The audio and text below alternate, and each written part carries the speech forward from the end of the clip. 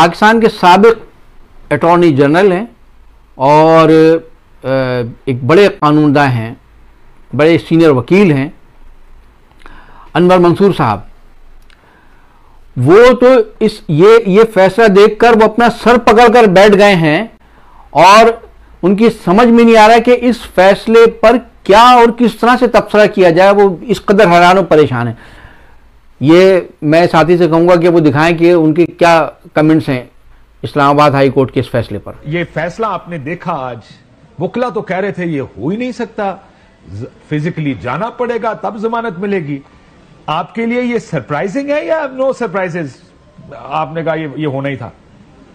इससे ज्यादा सरप्राइजिंग कोई चीज नहीं हो सकती है काशिफ। ये बहुत तकलीफदेह और बहुत ही खतरनाक ऑर्डर किया है। मैं समझता हूं कि जिस तरीके से ये ऑर्डर्स किए गए हैं, जिस तरीके से पिटीशन को 15 मिनट के अंदर कल पेश कर दिया गया, जिस तरीके से आज ऑर्डर जितने मिनटों के अंदर मिला है, इससे तो ये जाहिर होता है। और मैं अब बरमला कहूंगा इस बात को कि कोर्ट्स अब कॉन्स्टिट्यूशन को और कानून को नहीं देख रही हैं, कोर्ट्स पॉलिटिक्स, और ये पॉलिटिक्स जो है ये बहुत महंगी पड़ेगी इस मुल्क को। ये इस मुल्क के लिए ये एक नासूर बन जाएगा। हर शख्स अब ये कहेगा कि अगर नवाज शरीफ को मिल सकता है तो उस सूरत में हमें भी मिल सकता है, और अगर हमें नहीं मिलेगा तो इसका मतलब ये है कि एक खास आदमी के लिए एक खास उनको ये एक बेनिफिट दिया है जो कानून के अंदर नहीं है मौजूद। सर लेकिन ये जो नैब का किरदार, आपको लगता है कि नैब अगर ना अग्री करता तो फैसला कुछ और होता? देखिए, कानून जो है वो डिपेंड नहीं करता है अपोजिंग काउंसिल के ऊपर। कोर्ट जमानत देने के लिए खुद देखता है क्या केस क्या है। कोर्ट जो है वो पूरा चीज देखने के बाद, और सबसे इंपॉर्टेंट चीज ये है कि बगैर सरेंडर करे हुए तो मिल ही नहीं सकता है। ये बेल हो नहीं सकती थी। मुझे अभी भी याद है जब इमरान खान को बुलाया गया था, उसको अदा करना था, तो he was called to the court और ये कहा गया था कि स्ट्रेचर पे, एम्बुलेंस पे लेकर आए उसको। ये अगर एक के लिए ये था तो दूसरे के लिए एक मुख्तलिफ क्यों एक रूल बनाया गया।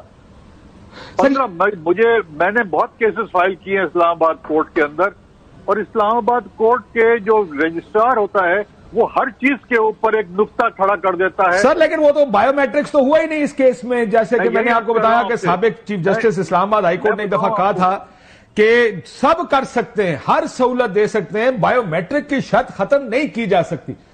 देखिए, मैं आपको बताऊं, ये बड़ा केस है।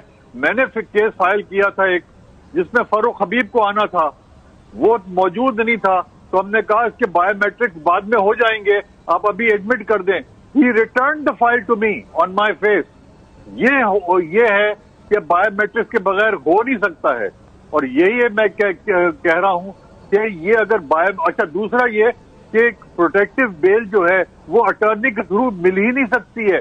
ये एक attorney, how can the attorney represent a person who is absconding?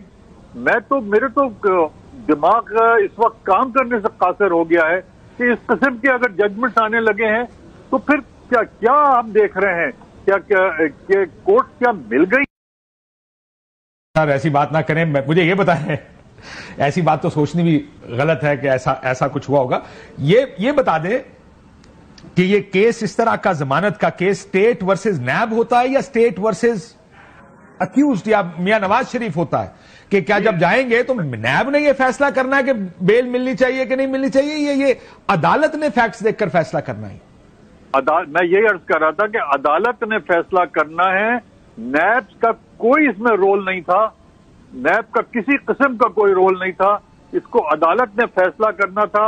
अदालत को चाहिए था कि वो देखते फैक्ट्स क्या हैं, अदालत को चाहिए था कि वो देखते कि ये एब्सकॉन्ड क्यों कर रहा था, अदालत को चाहिए था कि बेल जंप की थी इन्होंने, یہ سب عدالت کا کام تھا اور یہ نیب سے کوئی تعلق نہیں تھا اس کا. آخر میں بتائیں سر 24 تاریخ کو کیا ہوگا؟ ابھی 24 تاریخ تک کی بیل ہے، 24 کو کیس شروع ہوگا، جیل جائیں گے یا ضمانت ایکسٹینڈ ہو جائے گی؟ جس طرح سے ضمانت دی گئی ہے اور جس طرح سے ایٹیٹیوڈ ہوا ہے، آپ کو یاد ہوگا